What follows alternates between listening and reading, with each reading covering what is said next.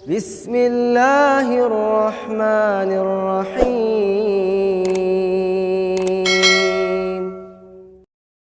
بسم الله الرحمن الرحيم. السلام عليكم ورحمة الله وبركاته.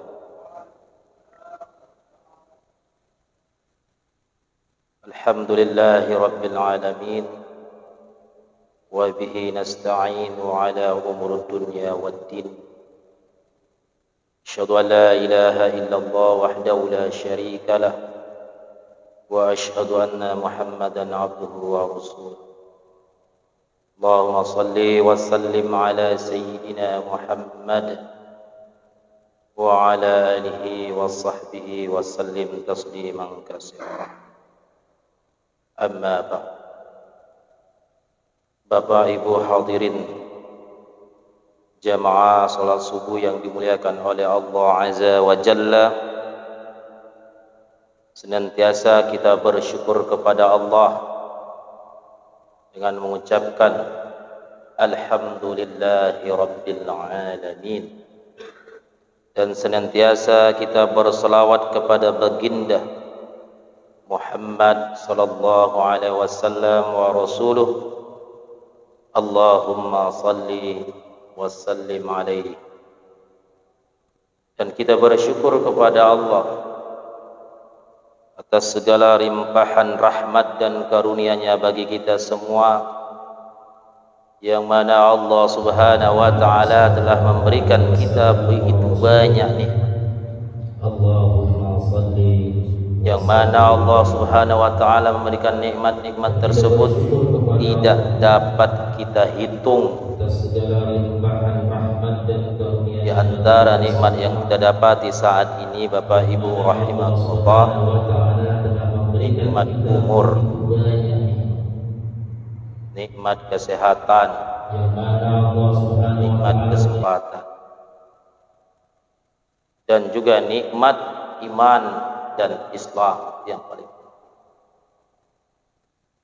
Kenapa dikatakan demikian? Nikmat umur. Jika kita sudah tiada, bagaimana kita melakukan amalan-amalan baik? Dan juga jika kita sakit, bagaimana kita untuk melakukan segala amal ibadah atau perbuatan baik? Begitu juga jika kita tidak ada kesempatan dan kemauan, bagaimana tergerak hati kita untuk melangkahkan kaki kita ke masjid yang dimuliakan oleh Allah Subhanahu wa taala. Pada subuh hari ini Allah Subhanahu wa taala memberikan kita kesempatan bergerak menuju masjid. Banyak saudara-saudara kita sangat berat untuk datang ke masjid pada subuh hari. Kenapa?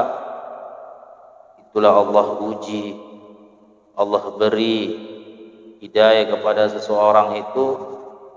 Jika mereka ingin mendapatkan keberkahan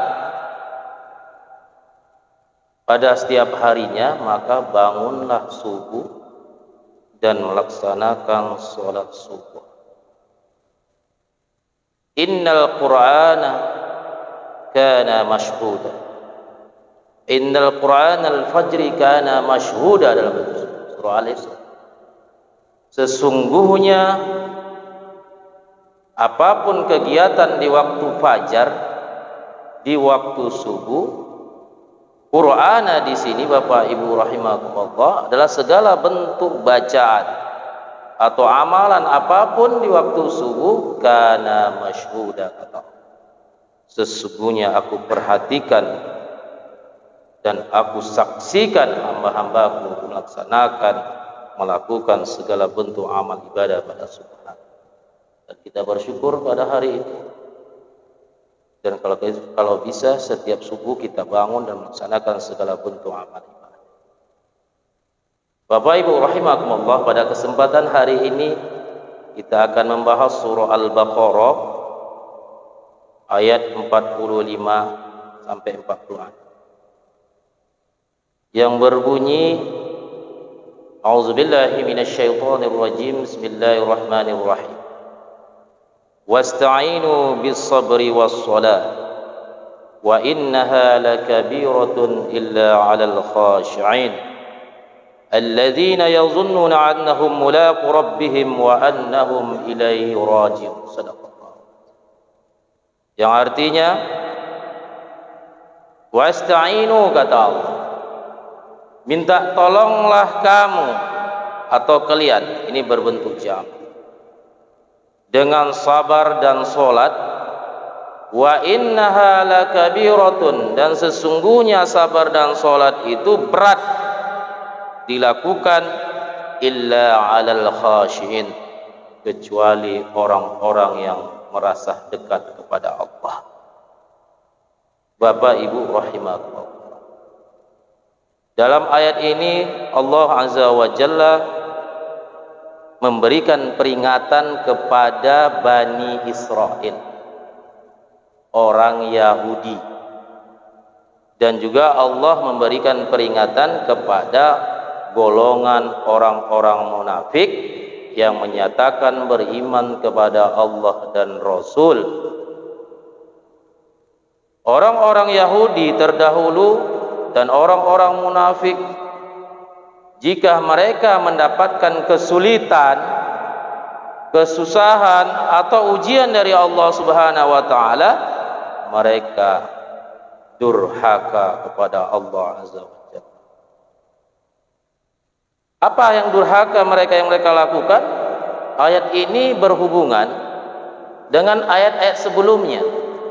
Karena ada kalimat wasta'inu di situ. Ada waw atop yang berhubungan dengan ayat-ayat sebelumnya. Ayat 44, ayat 43, 42, 41, 40 berkorelasi atau berhubungan dengan ayat-ayat sebelumnya.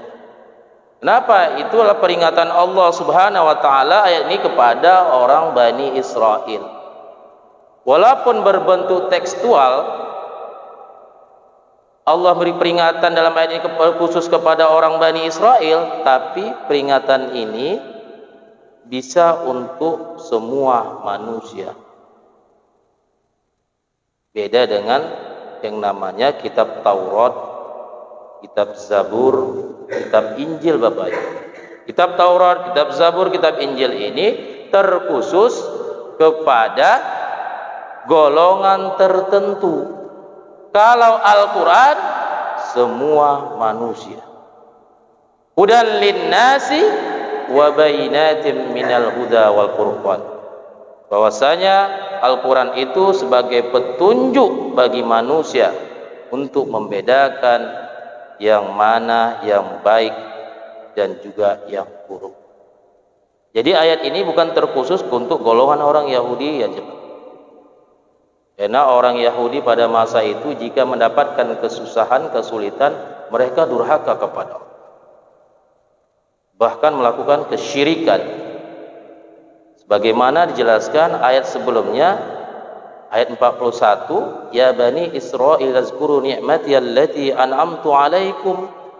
Durhaka yang pertama dilakukan oleh Bani Israel itu, atau golongan orang munafik yang menyatakan beriman kepada Allah dan Rasul, mereka tidak mensyukuri nikmat Allah.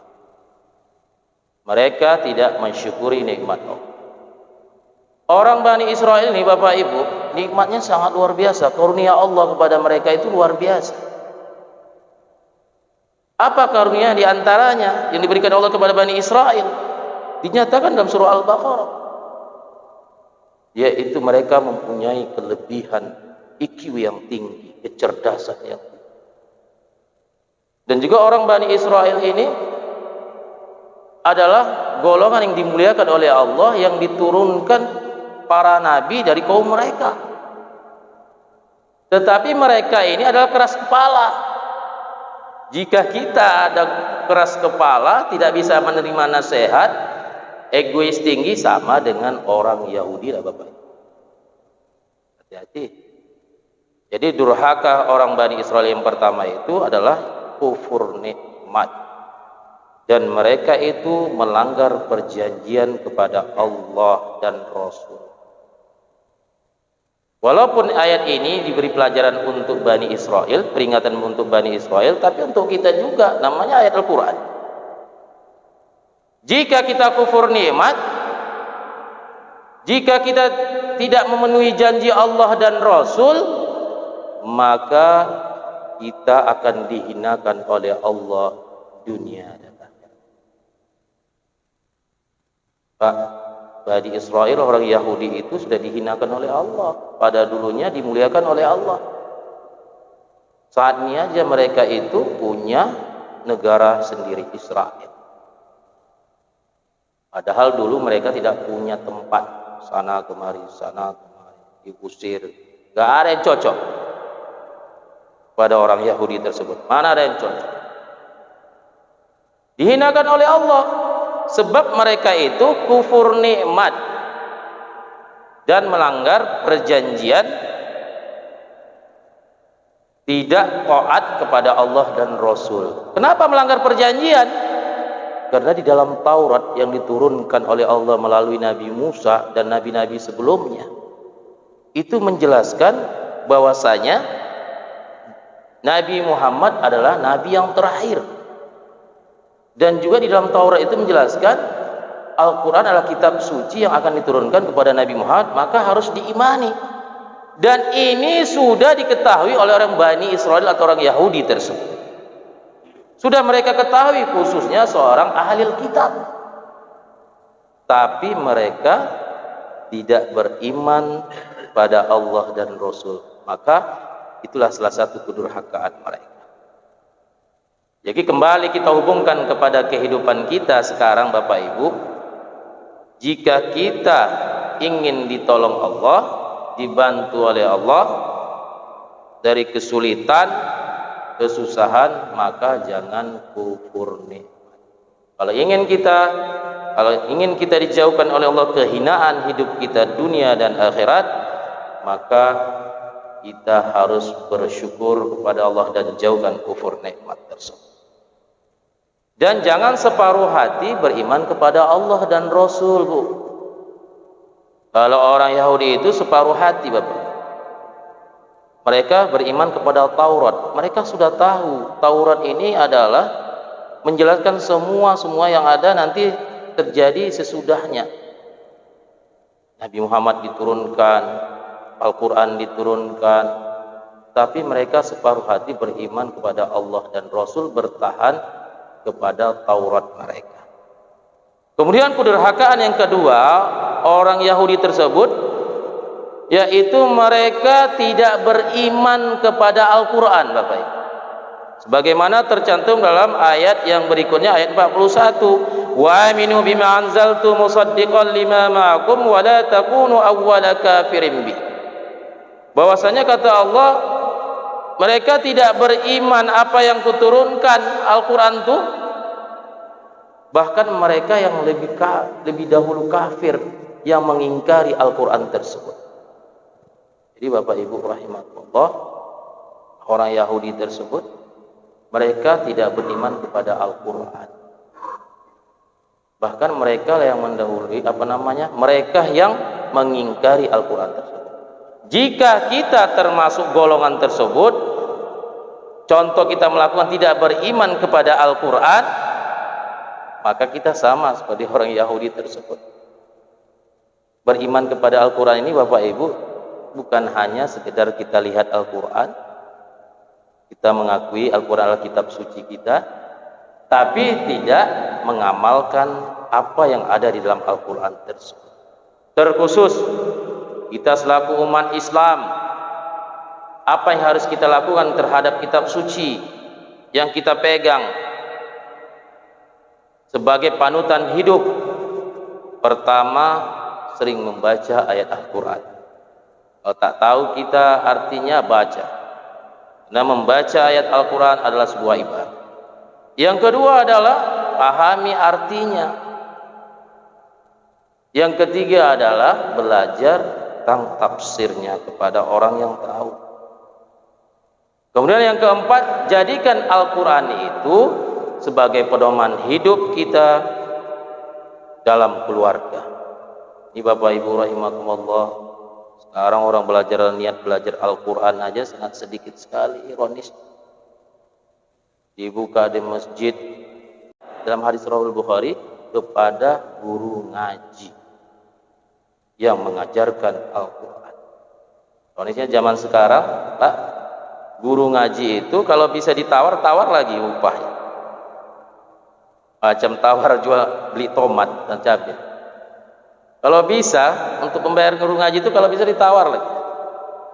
Ustadz berapa? Ustadz tuh gak mau menjawab. Ustadz bolehlah aku bayar segini Ustadz ya. Tapi kalau guru mungkin pelajaran-pelajaran yang lain tak berani nawarnya. Nah, kenapa seperti itu? Nanti kalau sudah dikasihkan Ustadz tuh segini Bu, Ustadz nggak ikhlas mengajar. Serba salah. Ustadz nggak ikhlas mengajar atau ngomong di luar. Memang Ustadz itu menjual ayat-ayat Allah. Nah, begini, padahal ilmu yang diajarkan adalah ilmu agama, Pak. Maka Bapak Ibu, jika ada anak atau cucunya, pada dasarnya itu harus mereka masuk memahami ayat-ayat Al-Quran, terutama mereka belajar membaca Al-Quran. Belajar membaca Al-Quran secara baik, tajwidnya, makhrajul hurufnya, dan juga nanti sesudah itu maksudnya tahsin, sesudah itu hafalan Al-Quran.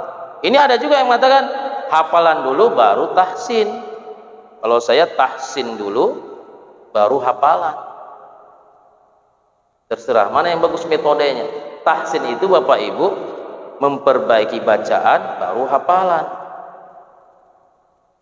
Jika hafalan dulu, kebanyakan anak-anak kita jago hafalannya, bacaannya berselema.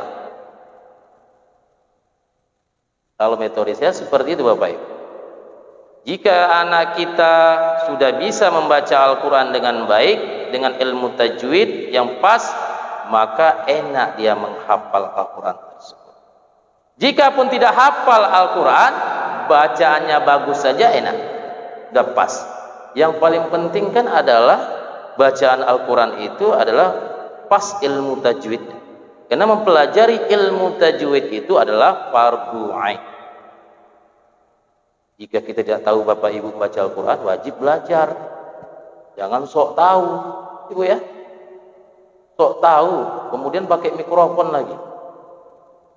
Baca Yasin tak mau. Ada ibu-ibu perwiritan. Semangat, saking semangatnya membaca Yasin pakai mikrofon luar lagi. Kita kemana-mana bacaan Yasinnya tersebut. Itulah tadi, kalau memang kita belum pas bacaannya, jangan pakai mikrofon tersebut dari luar. Namanya tadarus Al-Quran, tidak lingkup di dalam masjid ataupun sesama yang tahu saya. Jadi Bapak Ibu rahimakumullah, orang Yahudi dan orang munafik tersebut, mereka itu tidak beriman kepada yang namanya Al-Quran. Bahkan mereka lah yang pertama mengingkari Al-Quran. Jadi jika kita seperti itu, maka kita digolongkan oleh Allah orang-orang yang munafik, bahkan orang-orang golongan orang Yahudi, atau orang yang ingkar kepada Allah dan Rasul. Kemudian selanjutnya, wasta'inu, kata Allah tadi. Ini kalimat wasta'inu Bapak Ibu rahimakumullah, Allah merintahkan orang Yahudi tadi, jika kalian mau mohon kepadaku, jika kalian minta tolong kepadaku, jangan kalian durhaka. Durhaka yang ketiga mereka itu dijelaskan dalam ayat yang berikutnya, ayat 42. Wala talbisul haqqa bil batili wa taktumul haqqa wa antum ta'lamun. Orang Yahudi itu Pak, munafik itu, mereka itu mencampur adukan yang baik dan yang tidak baik, yang benar dan salah. Dalam asbabun nuzul penjelasan ayat ini dalam tafsir, mereka mencampurkan syariat Al-Quran dengan syariat yang ada di dalam Taurat. Itu bagus. Cuman kalau jika sudah diturunkan Al-Quran, maka Taurat ini terhapus dengan sendirinya. Maka muncullah ajaran syariat di dalam Al-Quran itu Bapak Ibu. Lalu mereka juga dalam tafsiran ayat ini, wala talbisul haqqa bil batili, ini kan peringatan Allah. Jangan kamu campur adukan yang hak dan yang batil. mereka mencampur adukan kehidupan dunia ini yang baik dan yang batil, yaitu melakukan subhat. Jadi ajaran kepada kita, korelasi untuk kita Bapak Ibu, kita hidup ini kalau bercampur aduk yang namanya haram dengan yang halal, maka itu subhat. Samar-samar Bapak Ibu. Bercampur halal dan haram, maka subhat. Hati-hati. Maka itu golongan orang-orang yang memang mencampur adukan yang benar dan yang tidak benar. Begitu juga kalau kita melakukan kehidupan mencampur adukan, membela yang salah, bahkan itu benar, maka itu sama mencampur adukan yang benar dan salah. Inilah ironisnya di zaman sekarang Bapak Ibu. Maka ini Allah peringatkan kepada orang Yahudi dan orang munafik yang mereka sering melakukan mencampur adukan yang hak dan yang batil. Jika kita melakukan ini, maka akan Allah hinakan seperti orang Yahudi dan orang munafik tersebut.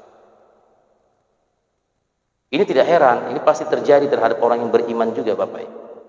Dia beriman kepada Allah dan Rasul, tapi dia tetap melakukan perbuatan yang mencampur adukan yang benar dan salah untuk kepentingan dia ataupun untuk kepentingan golongan tertentu. Ini hati-hati Bapak Ibu, maka ini akan Allah hinakan hidupnya di dunia akhirat. Jadi orang-orang yang memang Allah hinakan itu orang-orang Yahudi melakukan kedurhakaan. Kedurhakaan yang berikutnya, waqimus shalah wa atuz zakah warka'u ma'ar raki'in. Mereka orang Yahudi itu ada Taurat mengajarkan sholat dan zakat, tapi tidak mereka lakukan. Dalam ayat ini menjelaskan peringatan orang Yahudi. Mereka disuruh perintah sholat, waqimus shalah wa atuz zakah warka'u ma'ar raki'in. Rukuklah kamu kepada orang yang rukuk. Tapi mereka nggak mau gitu. Jika ada orang seperti ini sekarang di umat Nabi Muhammad, maka sama golongan orang Yahudi juga ada. Jika ada seperti ini, sama. Ini kan peringatan ini bukan terkhusus kepada orang Yahudi saja. Peringatan Al-Quran ini kepada kita semua. Tidak mendirikan sholat, tidak mengeluarkan zakat. Artinya warka'u ma'ar raki'in, rukuklah kamu bersama orang-orang yang rukuk. Ini dalil dalam ilmu fikih Pak. Warka'u ma'ar raki'in, ayat berikut ini adalah dalil untuk anjuran sholat berjamaah. Mana dalilnya? Al-Quran ada warka'u ma'ar raki'in, rukuklah kamu bersama orang-orang yang rukuk. Ini dalil kalau ilmu fikihnya sholat berjamaah. Ada dalam hadis juga banyak tentang sholat berjamaah. Jika dia pengen sholat berjamaah di masjid, itu lebih bagus. Jadi golongan orang-orang Yahudi itu atau orang munafik itu, mereka tidak sholat, tidak juga berzakat, tidak juga sholat bersama orang-orang berjamaah, sama orang-orang Islam itu sendiri. Itulah, jika kita ada seperti ini, maka akan Allah hinakan kita hidup dunia dan akhirat seperti orang Yahudi dan sebagainya. Bapak Ibu rahimakumullah. Dan yang untuk kedurhakaan orang Yahudi yang terakhir adalah mereka itu atamuruna nasa bil birri wa tansawna anfusakum wa antum tatlunal kitab. Mereka itu memerintahkan orang berbuat baik, menyuruh orang berbuat baik, membuat tempat berbuat baik, tapi mereka tidak melakukan kebaikan tersebut. Kita bangun masjid, kita bangun madrasah, tapi kita tidak masuk dalam masjid tersebut. Kita bangun madrasah, kita tidak ikut serta madrasah itu dikembangkan, mengajak orang untuk mempelajari agama. Jadi sama, kata Allah memperingati orang Yahudi tersebut, mereka itu hanya memerintahkan aja berbuat baik kepada keluarganya sama jiran tetangganya, tapi mereka melupakan diri mereka sendiri. Jika ada yang terjadi sama seperti kita seperti itu adalah golongan orang munafik atau golongan orang-orang yang dihinakan oleh Allah, golongan orang Yahudi. Mereka menganjurkan kebaikan, tapi mereka tidak melakukan kebaikan tersebut kepada anak, istrinya, atau kepada jiran tetangga. Terkhusus guru-guru yang memang para ustadz. Dia mengajukan kebaikan tapi tidak melakukan kebaikan, golongan orang munafik lah dia. Kan golongan orang yang dihinakan oleh Allah. Mungkin di dunia nampak zahirnya dimuliakan, tapi di akhirat nanti akan Allah hinakan. Nauzubillah min dzalik. Bapak Ibu rahimakumullah, kita kembali ayat yang kita bahas, ayat 45, wasta'inu bis-sabri was-shalah. Minta tolonglah kepada Allah dengan sabar dan salat. Artinya kita apabila mendapatkan ujian dari Allah, maka lakukan kesabaran. Kesabaran ini adalah 3 tingkatan dalam penjelasan tafsir. Sabar ala ta'at. Jika kita mendapatkan kesulitan, tetap ketaatan kepada Allah, Pak. Kenapa? Karena kita contohkan para nabi. Ada kira-kira para nabi tersebut tidak mendapatkan ujian? Terus tanya ibu dulu. Dari Nabi Adam, Idris, Nuh, Hud, Saleh sampai seterusnya, Nabi Muhammad, pasti ada ujian yang Allah berikan kepada mereka. Apalagi kita selaku manusia yang biasa, pasti ada ujian yang diberikan oleh Allah atau cobaan. Bahkan Allah kasih yang namanya cobaan itu berupa nikmat. Nikmat kekayaan yang berlebih, sehingga lupa dia kepada Allah siapa yang memberi nikmat tersebut. Atau cobaan berupa berat, kesulitan, kesusahan. Jadi tetap ketaatan, sabar dengan ketaatan. Jika kita sabar dengan ketaatan kepada Allah, akan Allah beri pertolongan. Yang kedua, sabar dengan tarkul maksiat. Jika kita memohon pertolongan kepada Allah, harus sabru tarku 'alal maksiat.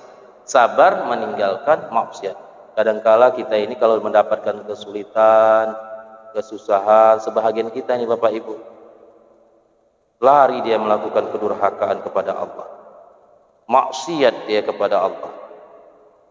Contohnya stres dia, aku susah kali hidupku nih. Capek aku beribadah kepada Allah, capek aku sholat.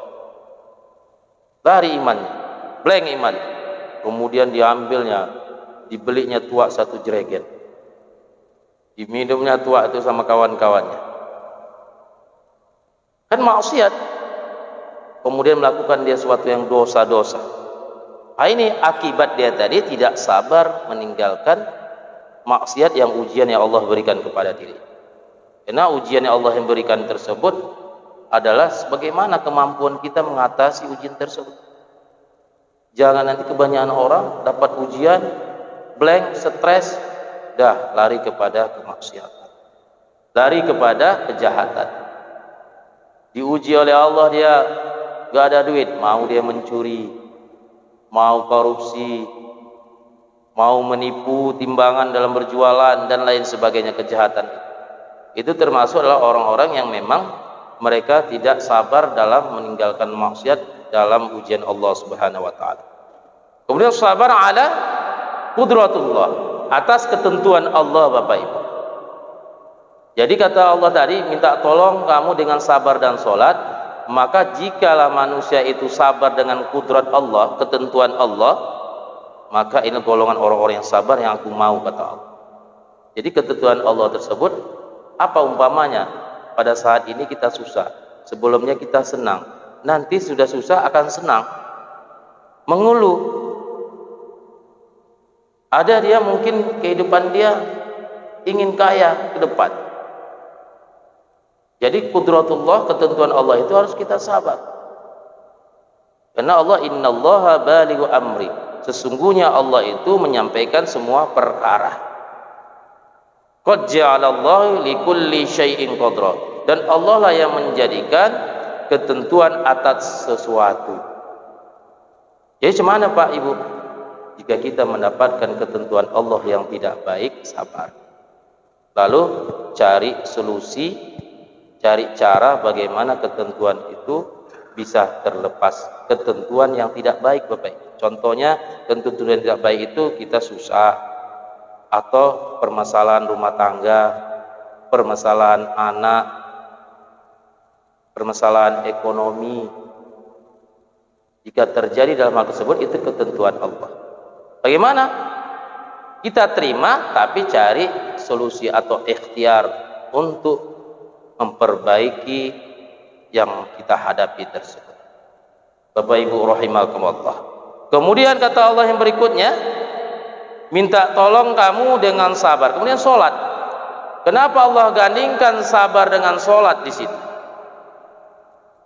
Orang yang sabar harus sholat. Artinya Bu, udah sabar kita harus sholat. Banyak orang yang sabar tapi tidak sholat. Begitu juga banyak orang yang sholat tapi tidak sabar. Ada orang sholatnya rajin tapi egonya semakin tinggi. Ada orang yang sholat tapi iri hatinya ada. Nah, gimana itu? Berarti hatinya tidak bersih, tidak berbekas sholatnya itu. Ada sebuah kisah. Dia rajin sholat bolak-balik. Kemudian ada sedikit kesalahan tetangganya. Disitulah nampak dia. Tidak nampak penghuni masjid, nampaknya penghuni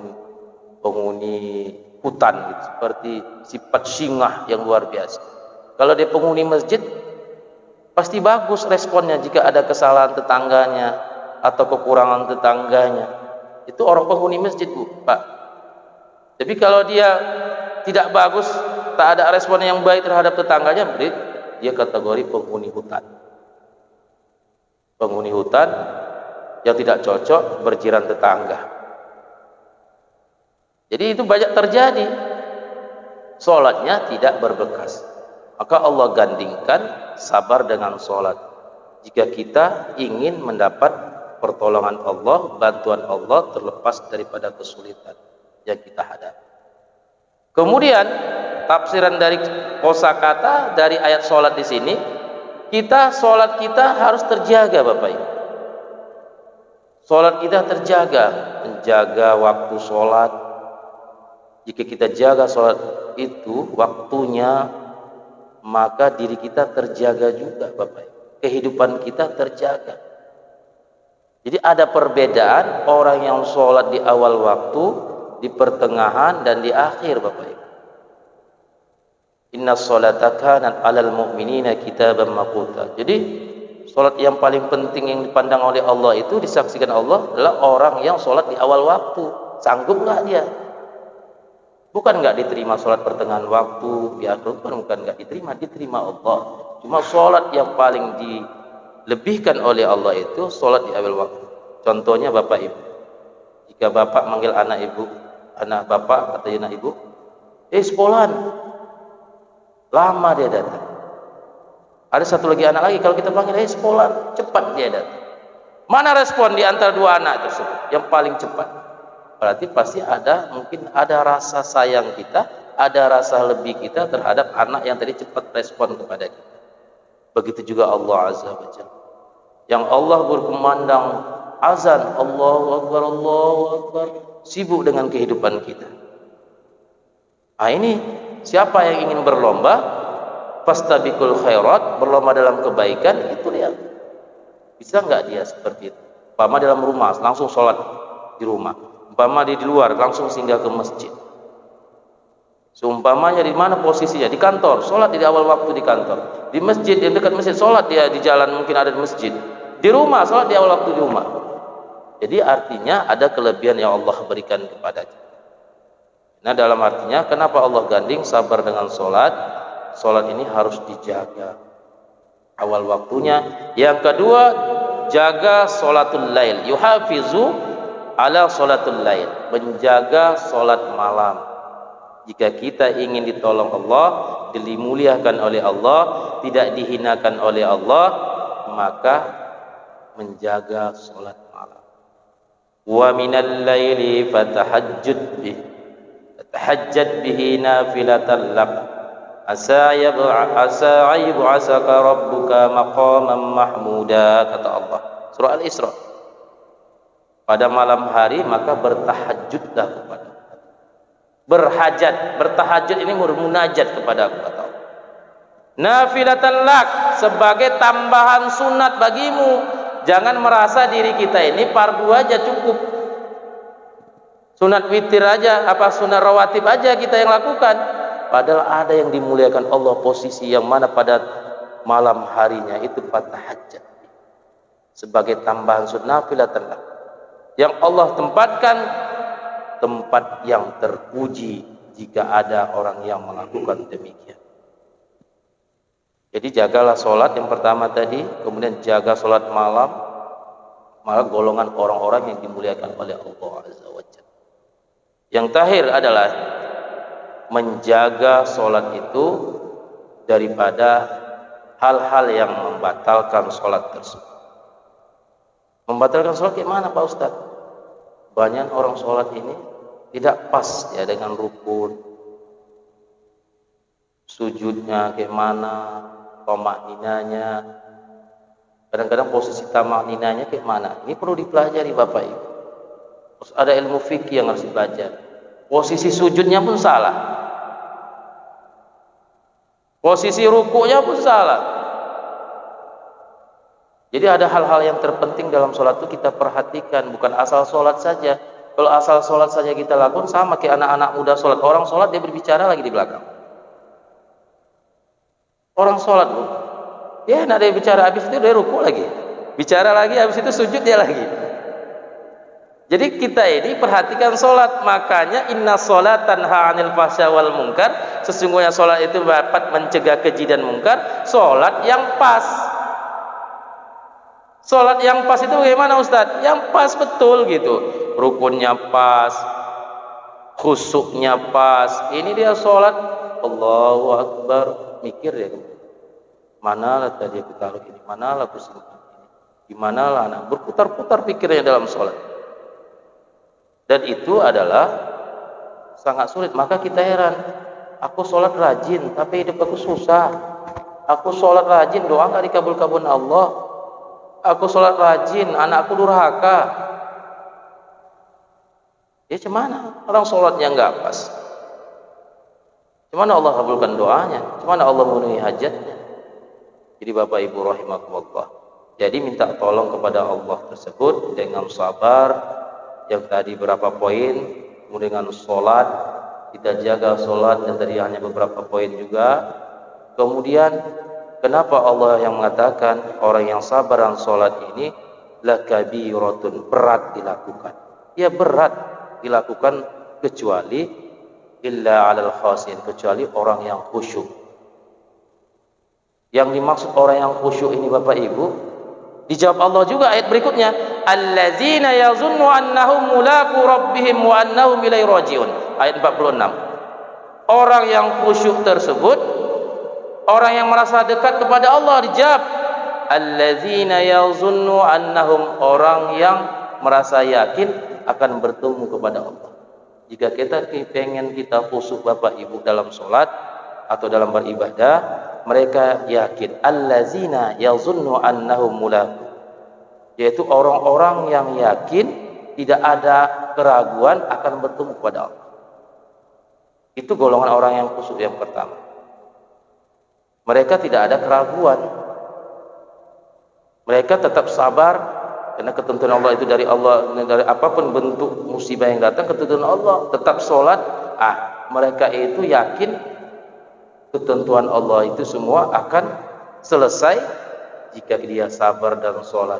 Itulah orang-orang yang khusyuk, yang akan bertemu kepada Allah. Kemudian allazina yazunnu annahum mulaqu rabbihim wa annahum ilaihi rajiun, yaitu orang yang mereka itu akan merasa akan jumpa kepada Tuhan mereka. Jika kita ingin khusyuk, pertama kita itu harus yakin bertemu kepada Allah dan akan kembali kepada Allah. Bertemu kepada Allah dan akan kembali kepada Allah. Inilah hal yang terpenting kalau kita melakukan kekhusyuan, Pak. Ada pertanyaan orang, Ustadz, bagaimana khusyuk dalam sholat? Yakin kita bertemu kepada Allah waktu kita sholat, kemudian kita ingat akan mati. Kira-kira kalau kita ingat mati, bisa nggak khusyuk? Kemudian kalau kita melakukan sesuatu untuk melakukan ibadah, bersedekah, ingat mati. Karena sedekah itu yang dibawa mati. Jadi dua itu aja caranya kalau kita ingin dekat sama Allah. Yakin bertemu kepada Allah, yakin akan kembali kepada Allah. Inilah sedikit daripada kisah ataupun penjelasan daripada surah Al-Baqarah ayat 45 dan 46, dan kita kupas ayat sebelumnya tadi bahwasanya surah Al-Baqarah ayat 40 sampai 46 ini bahkan sampai 110 adalah beberapa ayat peringatan Allah kepada Bani Israel yang mereka itu bandal, yang mereka itu adalah orang yang dihinakan oleh Allah dan mereka adalah kufur akan nikmat Allah Subhanahu wa taala. Demikianlah tausiah singkat pada Ahad pagi ini, mudah-mudahan bermanfaat bagi diri saya dan juga bermanfaat bagi jemaah semuanya. Jika ada pertanyaan akan kita bahas bersama-sama. Billahi taufiq wal hidayah. Assalamualaikum warahmatullahi wabarakatuh.